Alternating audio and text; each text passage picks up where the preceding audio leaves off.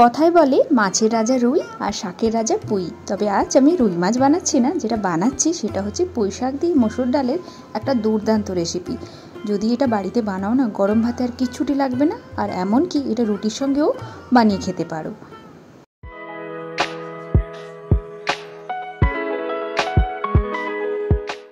নিয়েছি এখানে সামান্য মসুর ডাল। তো মসুর ডালটাকে খুব ভালো করে ধুয়ে নেব। তার আগে এখানে কিছুটা পুঁই শাক নিয়েছি। পুঁই শাকটাকে আমি আগে থেকেই ধুয়ে রেখেছি।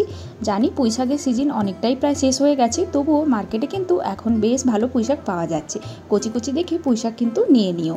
তো যাই হোক, পুঁই শাকটাকে ভালো করে ছোটো ছোটো করে কেটে নেব আর ওপরে আঁশগুলোকে ফেলে দেবো। ওদিকে দেখো মসুর ডালটাও ধুয়ে নিয়েছি। হাতে যদি সময় থাকে তাহলে ভিজিয়েও রাখতে পারো আধ ঘন্টা, না ভেজালেও কোনো অসুবিধা নেই। তো শাকগুলোকে কীরকম লেন্থে কেটেছি দেখতে পাচ্ছ, খুব বেশি বড় বড় নয়, আবার খুব বেশি ছোটো ছোটো না। মোটা মোটা যদি ডাঁটা থাকে তাহলে সেগুলোকে একটুখানি অর্ধেক করে দিও বা কেটে দিও। তো এখন আমি যেই পাত্রে রান্না করব, মানে যেই কড়াইতে, সেটাই নিয়ে নিয়েছি।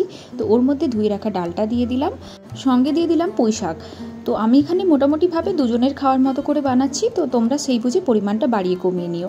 আর একটা বড় পেঁয়াজ নিয়েছিলাম, সেটার অর্ধেকটা কেটে নিয়েছি, সঙ্গে একটা ছোট টমেটো, খানিকটা কাঁচা লঙ্কা কুচি আর কয়েকটা রসুনকে গ্রেট করে নিয়েছিলাম। সেই রসুন গ্রেট করা আর আদা গ্রেট করা নিয়ে নিলাম।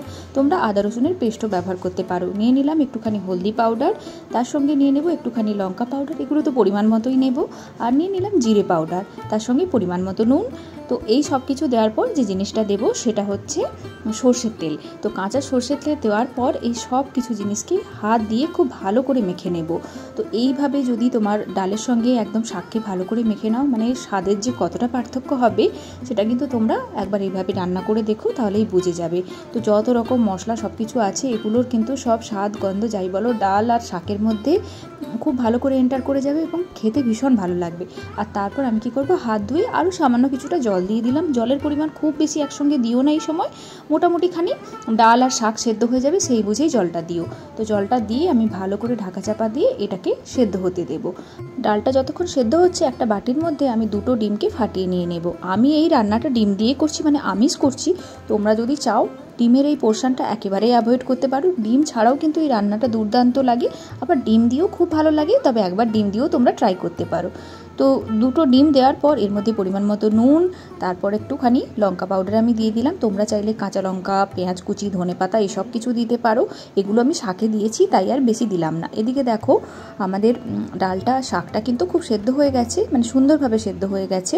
আর একেবারেই কিন্তু ঘেটে ঘেটে যায়নি, জলটাও একদম শুকিয়ে শুকিয়ে এসছে। তো এই জন্যই জলটা কিন্তু পরিমাণ বুঝে দিও, খুব বেশি জল দিয়ে পাতলা করো না।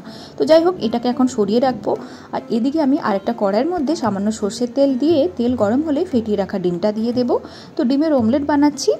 আমি এখানে দুটো ডিম ব্যবহার করছি, তোমরা চাইলে একটা ডিমও ব্যবহার করতে পারো, সেক্ষেত্রে কোনো কিছু প্রবলেম হবে না। আর যদি বেশি ডাল রান্না করো তাহলে ডিমের পরিমাণটা একটু বাড়িয়ে দিও। তো আমি এখন কি করব, ডিমের একটা সাইড ভাজা হয়ে গেলে এই অমলেটটাকে উল্টে পাল্টে রোল করে নেব, যেমনটা অমলেট কারি করার জন্য আমরা করি। তো তোমরা এইভাবে অমলেট না বানিয়ে ডিমের ঝুরি ভাজা বা ডিমের ভুজিয়াও করে নিতে পারো, সেটাও ব্যবহার করা যেতে পারে, সেটাও মন্দ লাগবে না। তো যাই হোক, এই অমলেটটা বানিয়ে এটাকে কি করব, খুন্তির সাহায্যে সমান করে টুকরো টুকরো করে কেটে নেব। খুব বেশি বড় টুকরো করো না, আবার একেবারেই ছোটো ছোটো টুকরো করো না, মোটামুটি একটা মিডিয়াম সাইজের টুকরো করো, সেটা কিন্তু খেতে ভালো লাগবে। তবে ঝুরির থেকে এইভাবে ডিমের অমলেট দিয়ে যদি রান্না করি তাহলে সেটা খেতে ভালো লাগবে, মানে ডালের সঙ্গে একেবারেই মিশে যাবে না, তো আলাদা একটা স্বাদ আসবে। তো যাই হোক, এখন দেখো আমি ডিমগুলোকে টুকরো টুকরো করে কেটে নিলাম। তো এগুলোকে তুলে রাখবো। এখন আমি কি করব, ডালে তড়কার একটা প্রিপারেশান নেব। তো প্যানের মধ্যে আমি কি করব, সামান্য সর্ষের তেল নিয়ে নিয়েছি। তেলটা গরম হলে এর মধ্যে পাঁচফোড়ন দিয়ে দেবো দুটো তেজপাতা, আর দিয়ে দেবো বেশ কিছুটা শুকনো লঙ্কা। আর তারপর দিয়ে দেবো একটা গোটা পেঁয়াজ আমি কোচানো নিয়েছিলাম, আগে খানিকটা হচ্ছে ব্যবহার করেছি ডালে, আর বাকি যে অর্ধেকটা আছে সেটা দিয়ে দিলাম। কুচানো কাঁচা লঙ্কা দিয়ে দিলাম, আর এই সব কিছুকে খুব ভালো করে ভেজে নেব। তার আগে দিয়ে দিলাম একটুখানি রসুন কুচি। তো যেটা তোমাদের ভালো লাগে না সেটা এখান থেকে বাদও দিতে পারো। তো এখন সব কিছুকে খুব ভালো করে আমি ভেজে নেব। তোমরা পাঁচফোড়নের জায়গায় কিন্তু জিরা দিয়েও এই তরকাটা দিতে পারো। তো যাই হোক, খুব ভালো করে আমি তরকাটাকে ভেজে নেব। আর তারপরে আমি দিয়ে দেবো পরিমাণ মতো লঙ্কা পাউডার। এখানে তোমরা কাশ্মীরি লঙ্কার পাউডারও ব্যবহার করতে পারো, এটা কালারের জন্য, তবে আমি নর্মাল লঙ্কার পাউডারই ব্যবহার করেছি। আর এখন এই ভাজা তরকাটাকে কি করব, সরাসরি ডালের মধ্যে দিয়ে দেবো। ডালটা যদি খুব বেশি ড্রাই বলে মনে হয় তাহলে কি করবে, জল দিতে পারো, তবে জলটা কিন্তু অবশ্যই গরম জল হতে হবে। তো আমি এখানে জাস্ট সামান্য একটু জল দিয়ে দিলাম তরকার প্যানটা ধুয়ে। তবে মনে রেখো খুব বেশি জল কিন্তু এই স্টেজে দিও না, কারণ রান্নাটা হয়ে আসছে। তো যখন ঝোলটা ফুটতে শুরু করবে তখন ওই ভেজে রাখা ডিমের অমলেটের টুকরোগুলো এর মধ্যে আমি দিয়ে দেবো। দিয়ে এটাকে আর মিনিট খানেকের মতো ভালো করে ফুটিয়ে নেব, ভালো করে মিশিয়ে, তাহলে কিন্তু আমাদের রান্নাটা রেডি হয়ে যাবে। ডিম দেওয়ার পর কিন্তু খুব বেশি রান্না করো না, তাহলে আবার ডিমটা একদম ঘেটে যাবে, ভালো লাগবে না। তো ওপর থেকে আমি একটুখানি ভাজা জিরের পাউডার ছড়িয়ে দিলাম, তোমরা চাইলে গরম মশলা পাউডারও ছড়িয়ে দিতে পারো। ব্যাস দেখো তো কত সুন্দর রান্না আমাদের রেডি হয়ে গেল। গরম ভাতে যে কোনো দিন এই রান্নাটা করে ফেলো, দেখবে আর কিছুটি লাগবে না, সঙ্গে যদি একটুখানি ভাজাভুজি থাকে। রুটির সঙ্গেও কিন্তু খেতে মন্দ লাগে না। আর যদি ডিম না চাও তাহলে ডিম নাও দিয়ে করতে পারো, সেটাও ভালো লাগবে। তাহলে এই ছিল আজকের ভিডিও, কেমন লাগলো জানিও কিন্তু। নতুন ভিডিও নিয়ে খুব তাড়াতাড়ি দেখা হয়ে যাচ্ছে, সবাই ভালো থেকো।